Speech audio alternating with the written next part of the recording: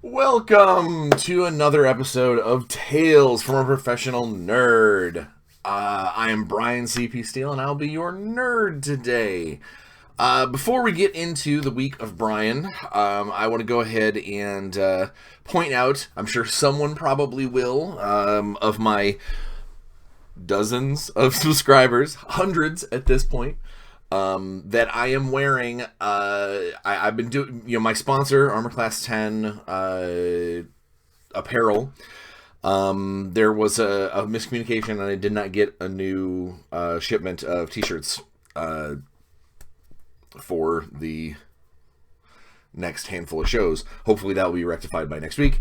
So someone may notice that this is the same. I have worn this Magic Missile Armor Class 10 shirt before. I'm still going to put the address link to it, because maybe someone missed that episode, and maybe it's like, man, I dig Magic Missile, I dig Metallica, I dig little flaming pyramids of death. So I'm still going to put that up in the description. So in case you want to go get the t-shirt, please do. You should. Let them know in the notes when you write the special notes to Jake and Mark and those guys that run that show, or that business. Let them know that you got it here first, or found it here first, or maybe found it here second and decided to make the call first. I forgot to turn off my cell phone. So yay, everybody has this happen at least once. Let me turn that off.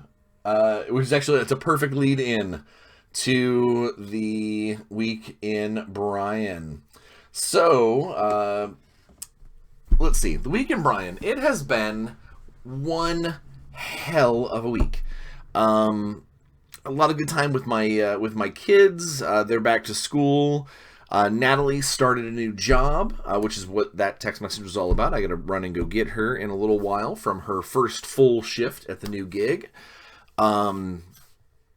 Which is why I'm going to try and keep this this video on track and on point. Not to mention I have a whole bunch of work so I still got to get done later tonight. This week has been all about trying to make the most out of my time. And the reason for that is because right now, until our finances get back to where they were last year or the year before, and Natalie is working steady, and we get through all this medical bill stuff, blah, blah, blah, go find me in the description. We're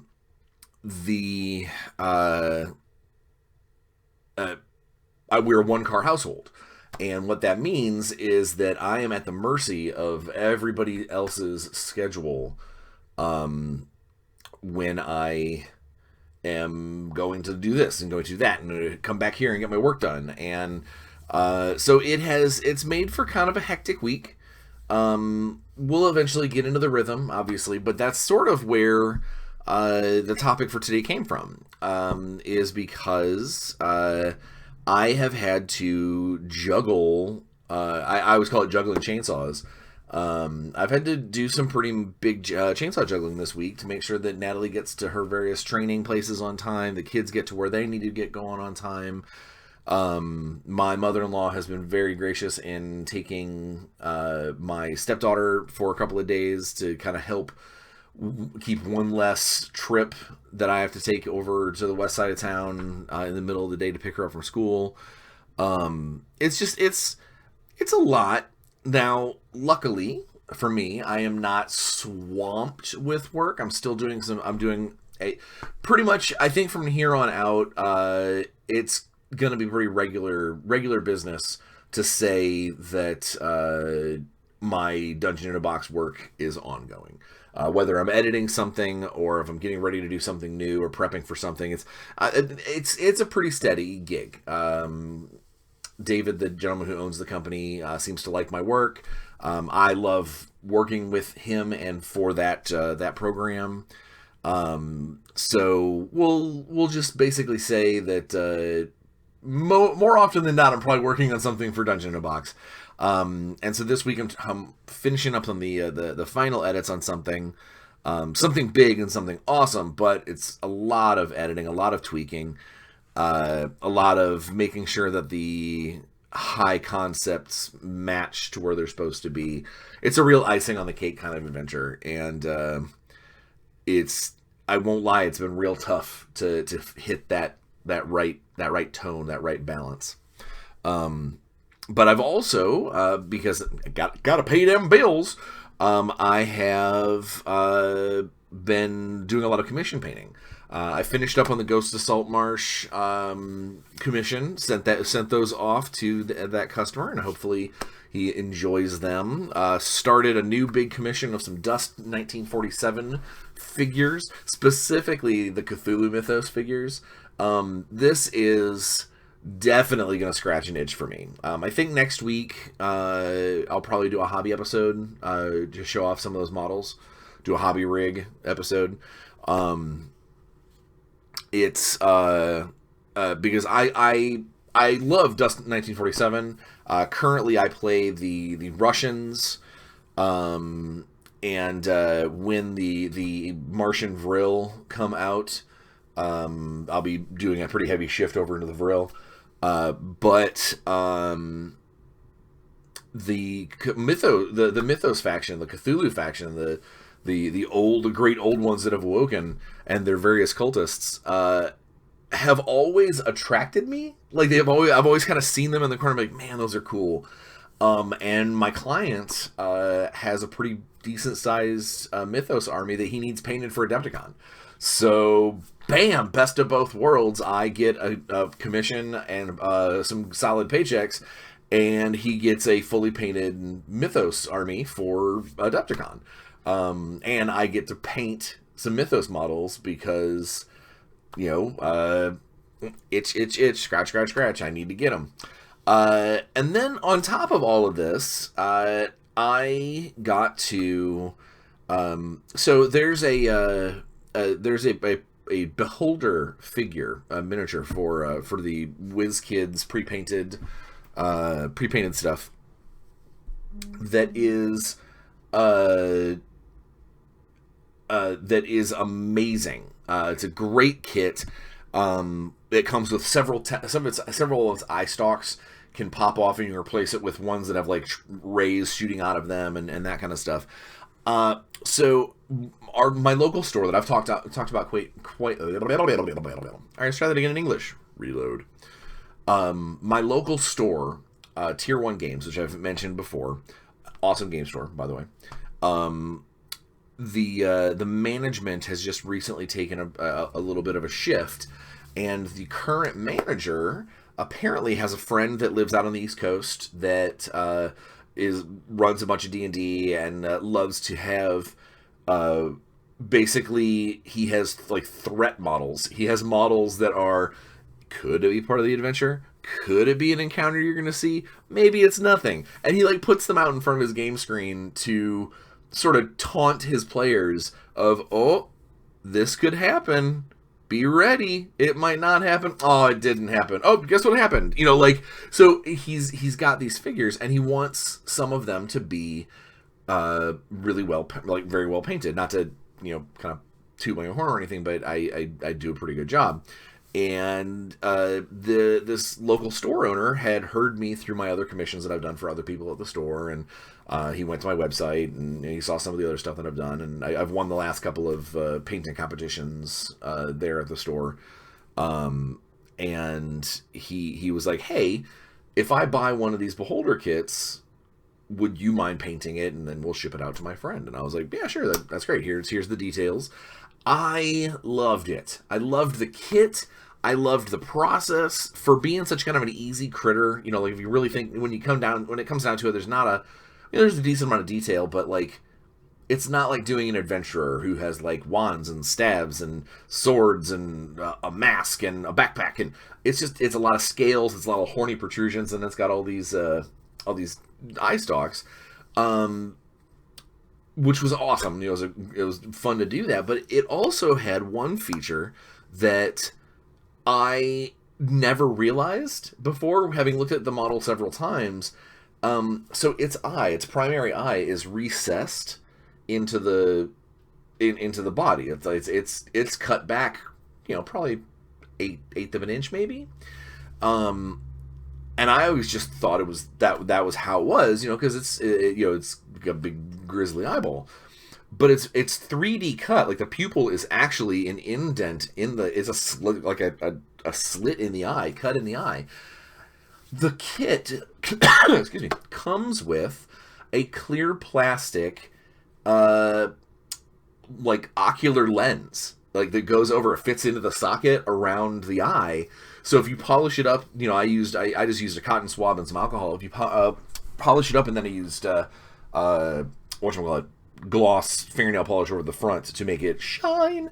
But once you're done painting the eye, I just used a couple little specks of glue, like, around the outside, and then pressed that in there really hard so it would sit.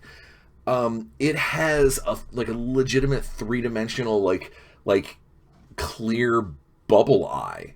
It's awesome. It's a super cool kit, and if your local store has one, even if you don't consider yourself a great painter, do yourself a favor and get it. It's a great kit. It asks to be painted.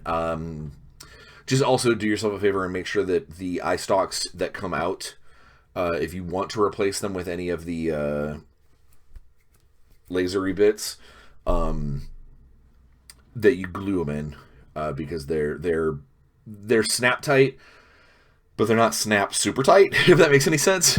Just make sure you've got them in there nice and glued before you start painting. Yeah, so that was a fun commission. It took a couple days, and then in between these things, I worked on a couple of things of my own. Today, I guess earlier this week, Wizkids, the guys at Wizkids, announced let's see, not pre-painted, so the paintable models for a classic Transformers line of miniatures. This is by far one of the coolest things that I've waited for in my adult life, which sounds, I hate to say it, it kind of sounds sort of lame, but they're about 3 to 4 inches tall, give or take. And they're pre-painted or pre-primed. Right now, Right now, there's only 4 that are out on the market. There's a Starscream, a Megatron, a Optimus Prime, and a Bumblebee. But if you are aware, if you know the old Transformers, the classic Transformers, there are like 5 analogs that use Starscream's body, that you could basically just paint them slightly different. There is at least Bumblebee and Cliffjumper, I think, use Bumblebee's body. But on the back of these models, on the back of the blister pack that they come in, there's also pictures of other Transformers that have not been released yet. I saw Soundwave, Laserbeak, and Rumble for the Decepticons, and I saw look like maybe it may have been a Cliffjumper, because I know he's got slightly different like head parts. And then what's her name? Is it Rocker? The pink motorcycle, pink and white, the feminine Autobot. Oh, I can't remember. Damn it. All right, if you remember, put it in the comments. But yeah, so there's definitely more to this line that they're going to put out. And as soon as I saw them, it like within seconds of seeing the advertisement for Wizkids, I was already sending a message off to Wizkids, basically pleading, asking, what do I have to do to pitch a design for a minis game that uses your existing minis. They have that you don't need to do anything else. You just need to give me permission to use your models and use your license to sell a rule set. That is all I'm asking for. And We'll see. I'm sure there's probably legal loops, and hell, they may very well already have something like this planned. I don't know. But what I do know is I've got a half-baked Transformers game engine on my computer right now. Needs some spit and polish, needs some cleaning up for like the scale purposes. But I would I think I'd sell a toe.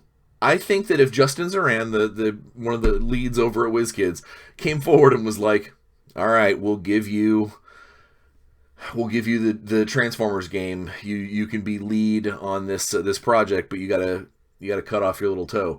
I think that little pink bastard would be gone. I don't need it. I'll walk with a limp if I could go down in history as the game designer who made the first Transformers miniatures game. That's how much I mean this. And maybe I'm crazy, but I think something like that would be amazing, groundbreaking, fantastic. We're already seeing that certain old school intellectual properties, like the old Marvel stuff, they sell, they do well, people love it, even if it's in a weird scale. And here's the thing, I don't think it's in a weird scale. They're about this big, and compared to a 28 millimeter guy, a human, I really do think that you could do like bystanders or their human allies, their friends, as part of the mission. Save the human, that kind of thing. And Energon cubes would be an awesome little you stack a bunch of little mini boxes and paint them a cool color, shift purple, and have that be one of the objectives. I know I'm dreaming, and I know I'm pipe dreaming, and I am gonna send this when I release this YouTube video, I'm gonna send this video to Justin and the WizKids guys and be like, please, please, please listen to my plead and at least think it over, that this 20-year veteran, lover of Transformers, game designer would absolutely love to help make us all a lot of money, and more importantly for me, make something amazing for people to play in their game shops. And it's again, it would have nowhere to go but up. Insecticons, Dinobots, Constructicons. You could have rules for if you acquire, if you stay in the map long enough and you have enough Energon on your guys, because again, you don't have hit points, you have Energon. Depending on how much Energon you have left, you spend them all, and you could turn into Devastator, and there is so much that can be done with that kind of war on Cybertron, or the Refugees of Earth style old school Transformers. And I know I'm ranting, and I know people who are watching this video are like, man, he likes Transformers. I think that it's $1 million idea, if not more. That the models, the pre-primed, awesome scale models, they're already cool. They're already badass, and people are going to buy those anyway. You come out with a comprehensive rule set, not even a box set. Don't don't go over the top and be like, here's this giant thing of terrain and all that stuff. Maybe come up with terrain sets later. Come out with a pack of, here are some counters or whatever. You can do that if you want, but just basically make a book with a bunch of stats. You obviously know what models are coming out for your set or what you've got planned. Let me help you plan further if need be. But then, you put together, 10 different scenarios, 5 Autobot based scenarios. Your game is already based. You already have a good versus evil as far as to sit down and play. And, in the case of some of the the kind of splintery factions, the Insecticons, they were Decepticons, but they kind of did their own thing. As things move down the road, you could totally have a Dinobot versus Autobot battle. Like this stuff happened in the cartoons. It happened in the comics. Hell, I know it's not something that I'm normally too keyed up on, but you give me a couple of extra weeks to figure it out, and I'll put solo play in there where like you've got a mission, like do a beat the clock mission where you've got Autobots, you got to save the day before the oil rig explodes or whatever. Like you could do so much with that 80s style, that old school good versus evil, red lasers versus blue lasers, and it would be awesome. Now there is one that I do notice so far. So far, all of the models, the miniatures that they've created, are in robot form. My rule set had basically you'd have 2 models for each thing. You would have a vehicle form plus a robot form, because my game engine has basically a flip side card for each model. Now, if they're not planning on doing the vehicles, if they're planning on just doing the robot forms, you can easily figure out how to do vehicles as sort of a, almost like an ambiguous sort of thing. And hell, that might be easier to do based off of some of the vehicles. Things like Shockwave and Megatron, where they turn into guns that are held by someone else. Maybe their flip side isn't, you don't replace it with a new model. You remove the model and you put a counter on another robot that says, hey, I'm armed with Shockwave. Or in the case of Soundwave, he turns into a tape deck. Kind of a silly thing to do in the middle of combat. So maybe you have him, because he is kind of the spy, you have him start the game as a tape deck, and that allows him to blend into any piece of terrain at the beginning of the game, and on turn 2 you flip him over from tape deck to robot, and he turns into the robot somewhere out on the battlefield. Again, this is where my brain goes. This is how I feel so strongly about this, and I really do think that it would be an amazing, definitely skirmish based. You wouldn't go whole hog and be like, here's this giant army version. You would want to go skirmish based. Maybe have a supplement later on that includes larger forces. I don't know, but I have rambled too long about 4 pre-primed models that I don't even own yet. But I want to put it out there, and like I said, I am gonna I'll put the link to the models so you can see them in the description. Give Wizkids a little traffic, and I will plan on sending this, retweeting this, whatever, sending this video, so that way they hopefully can at least see the intro and see that I'm serious, that I absolutely, I think that there is a money-making opportunity there, and if they haven't already found someone who loves it as much as I do, with the background that I have and the desire to make the right kind of game for that kind of product, please hit me up. or all you fans out there, send your local Wizkids representative or Facebook page or Twitter. Let them know, hey, Bryan is super eager to do this. You should give him a shot. Whatever. All right. Enough of that. Enough of the week in Bryan. Which wasn't even really a week in Bryan. It was more like a couple of days in Bryan and then a rant about awesome Transformer stuff. So the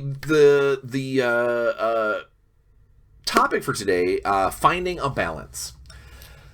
So I mentioned earlier that this week has been pretty hectic and pretty chaotic for me. It has been trying to figure out how to balance my work time with my family time, with my play time, with my with my chore time, my necessary, like, just, doing the house stuff. There's all kinds of stuff that just kind of all packs into the day, and before you know it, either you aren't sleeping, which is my normal go-to. I hate to say that, as I normally just sacrifice sleep to get more done. But the other thing that ends up happening is you start to prioritize. You start to figure out, all right, well, if I can do this for this number of hours, you start making yourself lists. You start deciding, all right, I can probably do without X, or with it, whatever you're talking about. Now, luckily for me, this week started with an awesome board game day over my buddy's house. My one of my best friends in the whole world invited us over to play some board games, and I played the new version of the Dune board game for the first time as the Harkonnens, and I won. I'd like to point out, Harkonnen in turn 7. I played a gambit where I was like, all right, if I hit this guy 3 times, I can win if everything goes my way, and it did. And then we played the Final Fantasy Flight game of the Outer Rim, the Star Wars game, where you're a bunch of smugglers and bounty hunters and stuff. And I won with Lando, my man Lando system. And so that was how my week started, as kind of a nice recharge to my batteries. Coming out of there, coming home, refreshed, ready to take on the world. And then Natalie found out about her schedule, and I'm like, okay, all right, we can do this. And it takes some adjusting. I'm gonna move this around, okay. And then some of the bills came in, and it was like, okay, all right, well, I gotta drive Lyft a couple of times to make sure that happens. I gotta bust out these commissions, get those paid. Okay, all right, and these are the things that real life hands you. It never slows down. It never stops and says, okay, hang on, Bryan, hang on. I understand that you're trying to tread water, but here's the rain. It doesn't happen sometimes. And in this instance, I think I handled it okay. This upcoming weekend, I've got a tournament, my very first Star Wars Legion tournament with my separatists. And while I was painting my commissions, I painted my little droidicas.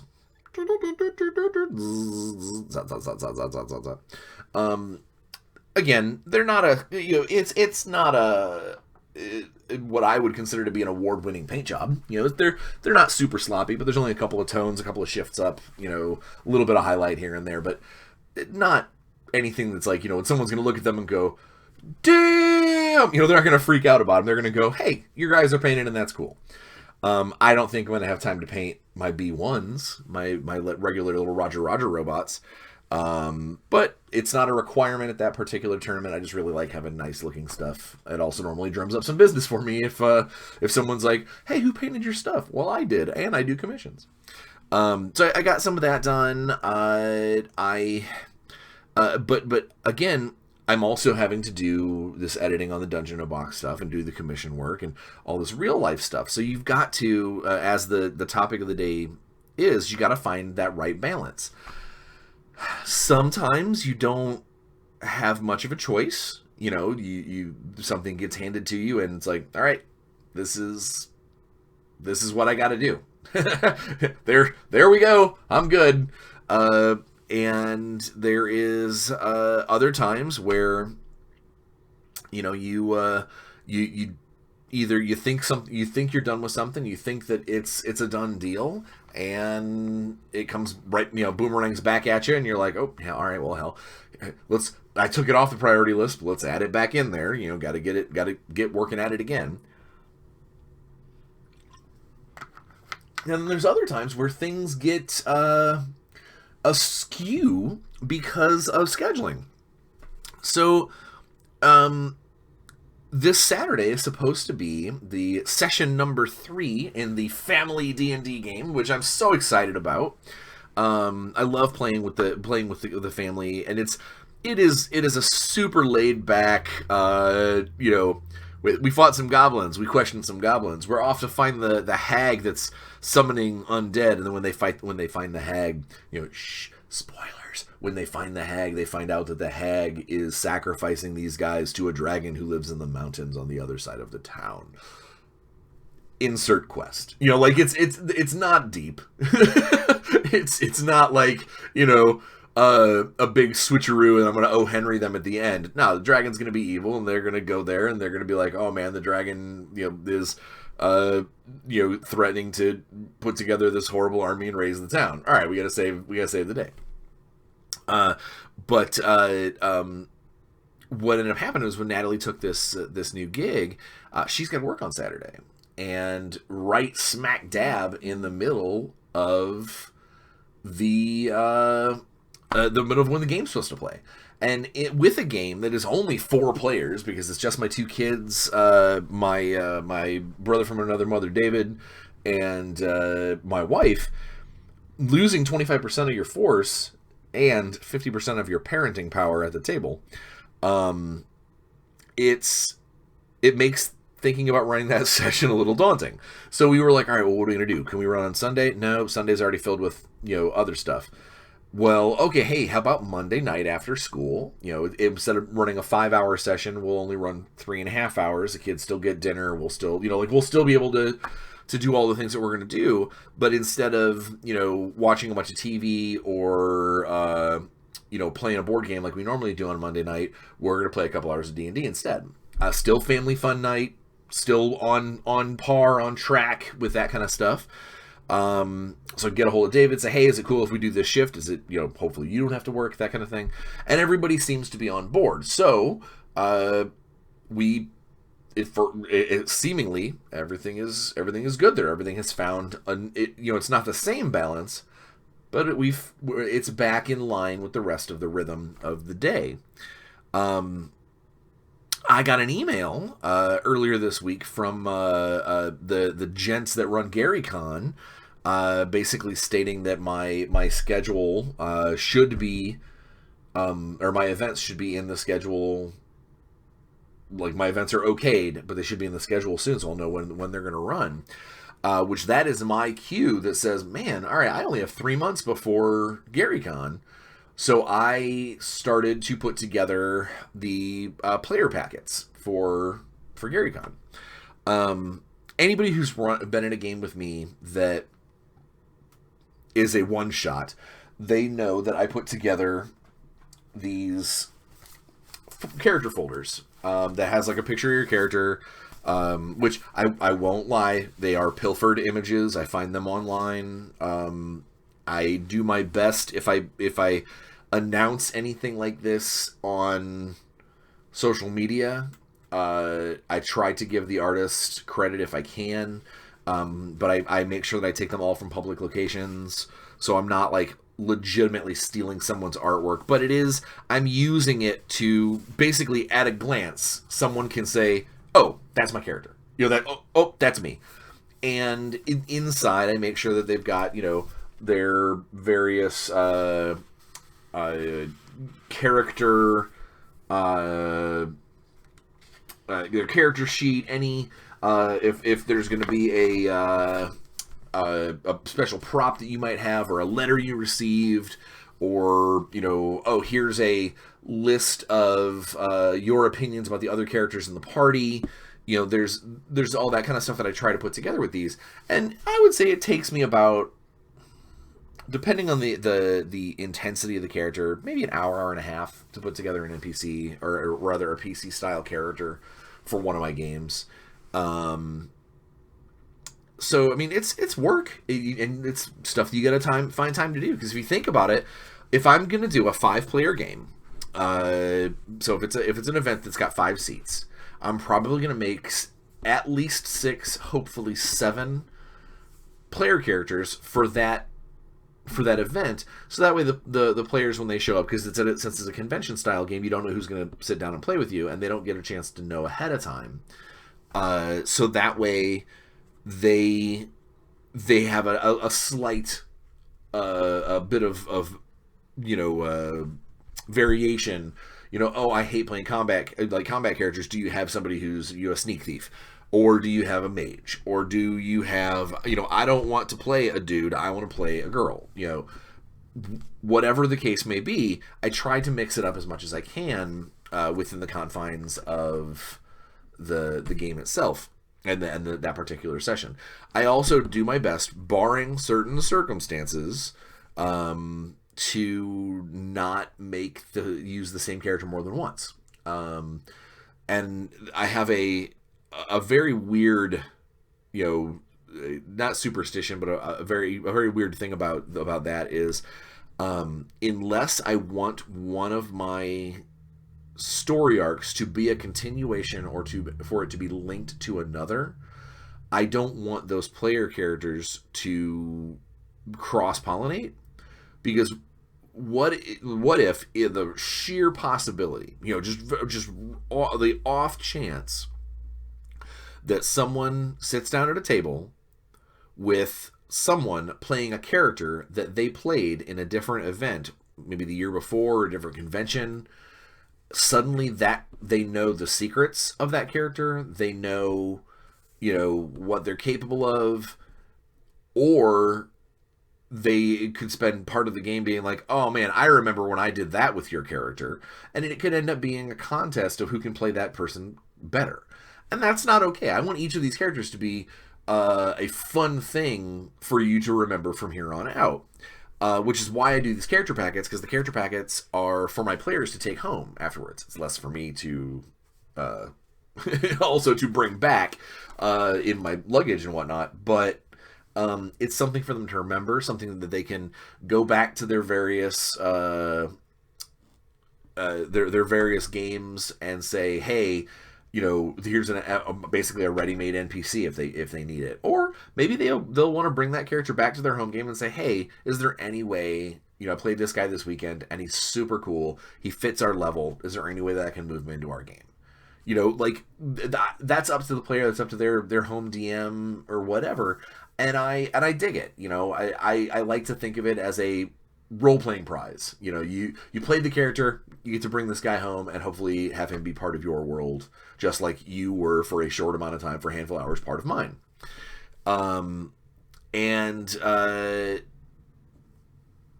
So I've started to schedule when to start making these characters, because at 4 sessions, a minimum of 6 characters per session, probably 7, so I can have a little extra leeway.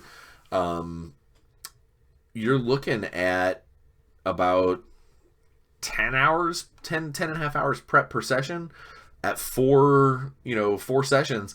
That's basically a full work week of doing nothing but making D&D characters and D&D packets for these various events. That's not even taking into consideration making all of the notes and all the encounter stats and all that stuff for the events too. So there's a lot that goes into those, and I've got to figure out when's going to be a good time to do this, because obviously no one's paying me for it. I have not gotten to the point in my career where people will pay me to run games for them, unless they will. And if they will, please email me, because that would be awesome. And that's not to consider, not even to take into consideration, I haven't heard back from Satine yet. At GaryCon, I'm getting to play in one of her games. I don't even know what I'm playing there. Do I need to paint a mini for it? Should I paint a mini for it? Are you going to let me, maybe she'll let me know what the whole adventuring party will be, and I'll paint everybody. I don't know. I'd like to do a little extra for her, because she's let me come in and play in her game. I want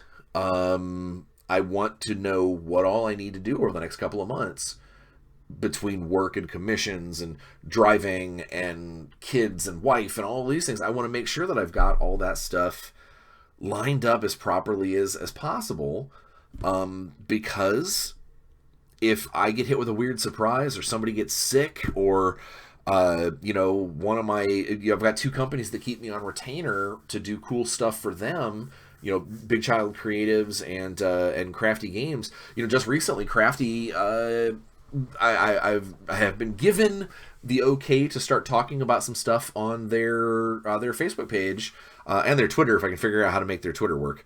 But basically, I'm gonna get to start going over on Crafty's website and start, not dropping hints, but at least starting some conversations and chit chat and whatnot. And that's awesome, but that's also going to be stuff that's going to take up my time. I'm going to need to add that to, column A or column B and try and find, how to balance all these things out. And it's hard. I won't lie. It's tough. But it's so worth it. I know this is not really an instructional, I'm talking a lot in this video, and it's probably going to be a shorter than normal video because I need to go and take care of the animals and go pick up the wife from work. But I'm gonna still talk. I still have some time in me. I'm not using this video as, this is more of the vlog aspect of things where I'm not, it's not one of my DM tips video where it's like, okay, I'm trying to give you advice, or this isn't one of those, hey, I got a really sweet topic that I have to tell you about. This is more along the lines of, if you know somebody in a similar situation as me, that is either working from home or has a lot of moving parts in their life, they've got to do the same thing that I'm doing, just with different aspects of it.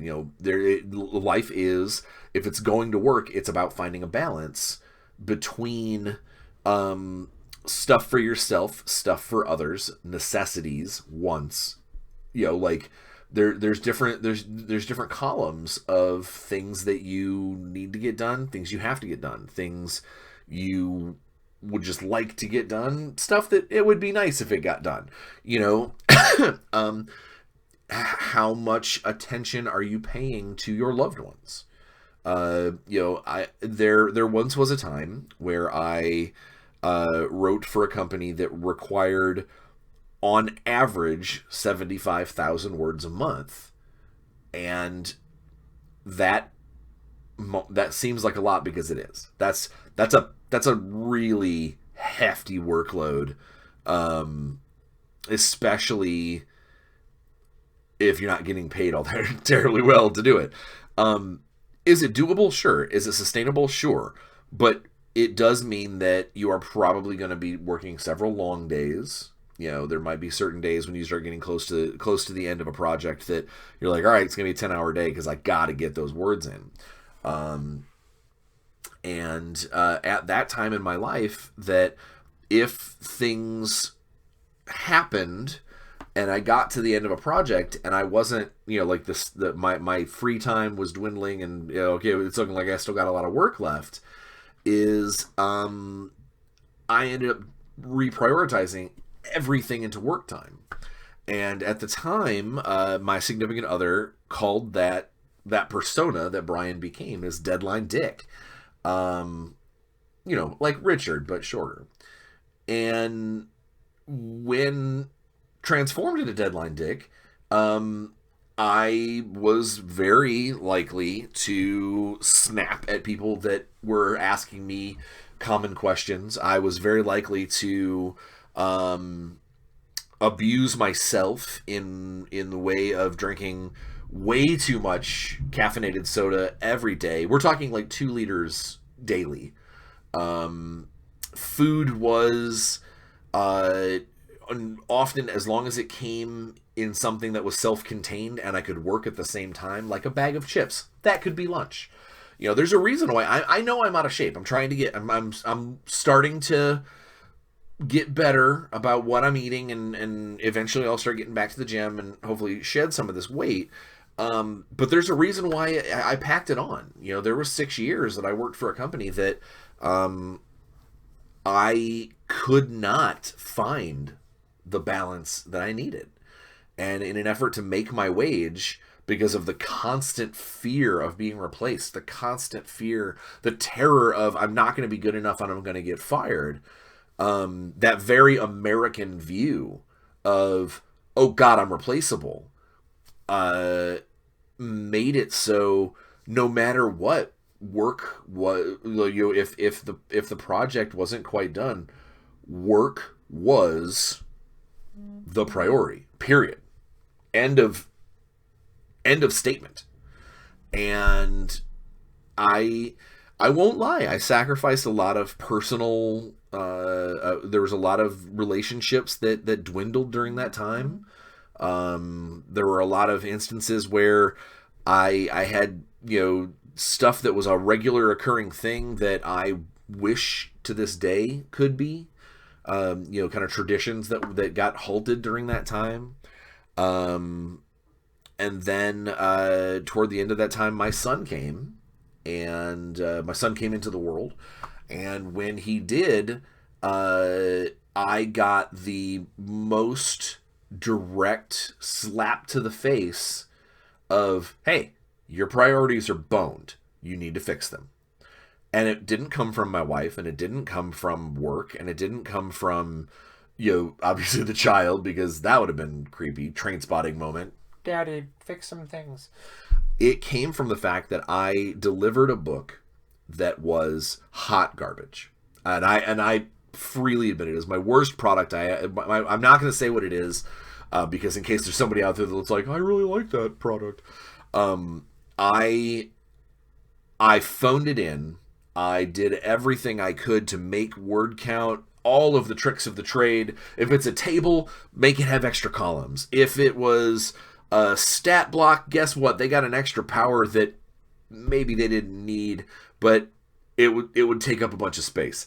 I did everything I could. I won't lie. It was a professionally not something I was ever proud of. Luckily, it's well over 10 years ago, and I think that hopefully it has been forgotten. But it was. I will never forget it. And I will never get the feeling, or I'll never forget the feeling of when I looked through that book the first time and saw just the drivel that I put into it, and knowing that there were fans of that line, fans of that IP, that were going to get this product, and they were going to probably see the same thing I did. I immediately was like, oh, well, there's the end of my career. I did it. That's my bad. I need to get my shit straight. And I took a pretty solid reprioritizing of things. Time with the kid. Here's time for sleep. Everything had to get kind of rearranged. And from there on out, my wife at the time and I were honest. We needed somebody to take care of the kid during the day while I was working, which my brother from another mother, Riley, stepped up to the plate and was our Manny for upwards of I want to say almost a year and a half, 2 years. It saved my brain, it saved my career, because I really do think that if I would have delivered more than one or two of that sort of I'm just phoning it in style product, I would not have been able to last in the industry. Whether or not someone would have replaced me, or whether or not I would have basically just given up because of just the self-loathing and despair of delivering these shoddy products. You guys are paying me to come up with something cool, and I'm like, bleh. That was where I was at. And I'm glad that I came around a corner, that I turned that corner and I came back around, and that I've managed to really pick myself up and turn into a much better nerd, a professional nerd, if you will. And it really does come down to making the most out of the time that I know that I can. My lovely wife, she loves to make lists, and she plans, and she schedules, and she has a calendar that goes out 6 months. And I appreciate what she tries to do with these things, but in my career and in my current lifestyle, I can't. I can't go out that far. I normally can plan 3-4 weeks ahead, give or take, maybe a month and a half. But if it is not something that is crazy important or reliant on other people, like for a date, like a convention or something like that, I generally don't put it in stone anymore, because I never know. Am I going to need to drive Lyft that weekend? Am I going to need to buckle down and do a second and third revision of a product? Am I going to get a phone call from my dudes at Big Child, and they go, "Hey, this weekend we want you to go online and talk about our new product"? Am I gonna have suddenly have a meeting with the crafty guys, and they say, "Hey, this weekend do a news release"? Like, I am in a current situation where I am far more fluid than I'm not, and it does mean that I've got to do a lot of chainsaw juggling, and especially now that, at least until we can manage to get Natalie on a better shift that ties in better with my existing trips across the river, or a second car for her to be able to drive herself. I need to realize that part of my personal finding a balance is not overscheduling myself.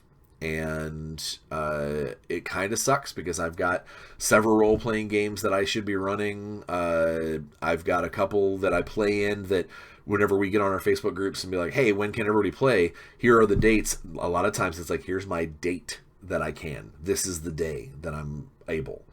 And I hate being that inflexible, but at the end of the day, I have to keep everything in a line to be able to stay sane and survive.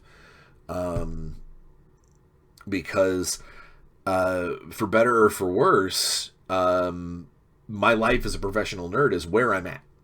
I love what I do. I love the legacy that I am leaving for other people. I love the creation aspect, and I know that there is a way for me to make a living wage. I've done it before. Hell, I used to have a career spot that paid really well. And I'll get there again at some point. It's hard. It's rough, and we got to get there. And I know it's possible, and I know that it takes, I've been doing this for 20 years, and a lot of those years were not easy. And I don't want to screw things up to the point where those 20 years are wasted. So I do what I can, and I schedule what I can, and I balance what I can. And hopefully at the end of the day, my friends are happy, my family's happy, my pets are happy, I'm happy, and everybody's as healthy as possible. And, maybe not everything's running at 100%, but as long as everything's moving forward the way it should, I'm doing the right thing. And that's, I got to say, a lot of that comes with the fact that I think that I've done a pretty good job of learning how to balance the wants versus needs, and the have-tos versus the need-tos, or the have-tos versus the wants. And at the end of the day, I also still make sure that there's a little percentage in there, just a little bit that's set aside for me, even if it's just a couple hours playing Xbox with my friends online. Set that time aside, or 45 minutes of me playing Magic the Gathering Arena on my computer. It's time for me to blow off some of that steam, to get rid of a little bit of that stress, and reset some of those internal clocks, so I can then do it again the next day, or do it again later that night, or handle the next time someone in my family is irrationally freaking out about something. Because if I can't handle it, if I can't Atlas up and carry a little bit of the world on my shoulders, then I've got to expect other people to do that. And if other people can't do that because I forced it onto them, that's just as much my fault as it is the circumstances. So I need to be able to sort of go to the life gym, so to speak, reset my clocks and set all my priorities so that way I'm ready to handle what I can. And to be fair, recognize when I'm in over my head and that I need those breaks, and I when I raise the flag, it says, please someone help me. And hopefully that doesn't happen very often, but sometimes it does. And I'm man enough, I'm human enough, adult enough to recognize that occasionally everybody needs help. And part of that getting help is helping set my own balances so I'm not completely askew. So I know I ranted, I talked, I went crazy. This got a little deep. I don't know whether or not it was entertaining. Hopefully it was helpful. And next week maybe we'll set up the hobby rig and we'll just do some fun and talk about stories, and I'll have some cool models to show you guys. But either way, thanks for listening to me jaw on tonight. This was more vlog than anything else this evening. Spread the word. Make sure to share and like and subscribe. Comment, please. I love reading them.